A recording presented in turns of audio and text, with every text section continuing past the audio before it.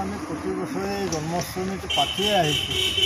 গতিকে জগতৰ শ্ৰীকৃষ্ণৰ জন্মোৎসৱটো আমি ৰাজহুৱাভাৱে ব্ৰহ্মপুৰ গাঁৱৰ সমূহ ৰাইজে আমি উদযাপিত কৰি আহিছোঁ আৰু কৰি যাম, সেইটোৱেই ব্যৱস্থা। আৰু আপোনালোকৰ ইয়াত দিনজোৰা কাৰ্যসূচী চলিব? দিনজোৰাই নহয়, দিনে ৰাতিয়ে আমাৰ কাৰ্যসূচী আহিনৰ 1 তাৰিখলৈকে আমাৰ চলিয়ে থাকিব। আজি নামঘৰ প্ৰতিষ্ঠা দিৱস। আৰু আজি আমাৰ 1 নং কাটি 2 নং ব্ৰহ্মপুৰ গাঁৱৰ নামঘৰৰ প্ৰতিষ্ঠা নৱনিৰ্মিত আমাৰ আসন ভাগৰ প্ৰতিষ্ঠা দিৱস হিচাপে আজি প্ৰতিষ্ঠা দিৱসটো পালন কৰা হৈছে। লগতে শ্ৰীকৃষ্ণৰ জন্মাষ্টমী আৰু তাৰ লগতে সংগতি ৰাখি আমাৰ এই ব্ৰহ্মপুৰ গাঁৱৰ নামঘৰ ভাগ আজি 75 বছৰত ভৰি দিলে। সেয়ে আমাৰ ৰজক জয়ন্তী উৎসৱ হিচাপেও আমি আজি ইয়াতে পালন কৰিছোঁ।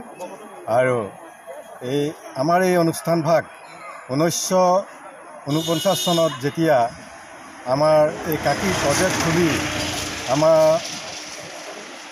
নগাঁও অঞ্চলৰ মুক্তিযোদ্ধাসকলক ইয়াতে মাটি দিয়াৰ ব্যৱস্থা কৰিছিল। আৰু সেই ব্যৱস্থা অনুসৰিয়ে আমাৰ নগাঁৱৰ বিভিন্ন অঞ্চলৰ লোকসকল আহি ইয়াতে স্থাপিত হৈছিল। আৰু তেতিয়াৰ পৰাই ধৰি যদিও 1949 চনত আমাৰ ৰাইজসকল ইয়াত আহি বহিছিল, তাৰপিছতে 1951 চনতেই আমাৰ এই নামঘৰ ভাগ প্ৰতিষ্ঠা কৰা হৈছিল। আৰু তেতিয়াৰ পৰা ধৰি এই নামঘৰ ভাগ আমাৰ চলি আহি আছে। আমি বিভিন্ন উৎসৱ ইত্যাদি আমি অনুষ্ঠান সময়মতে পালন কৰি আহিছোঁ। আজিও সেই ৰজক জয়ন্তী উপলক্ষে লগতে শ্ৰীকৃষ্ণৰ জন্ম জয়ন্তী উদযাপনৰ ব্যৱস্থা কৰি আমি এই সমূহ কাৰ্যসূচী ৰখা হৈছে। আৰু আমাৰ পুৱা 6 বজাৰ কাৰ্যসূচী আছিলে পৰিৱেশ নিকাকৰণ, বৃক্ষৰোপণ। তাৰপিছতে আমাৰ আসন প্ৰতিষ্ঠাৰ আমাৰ অভিজ্ঞ লোকসকলৰ দ্বাৰা আসন প্ৰতিষ্ঠা কৰা হৈছে।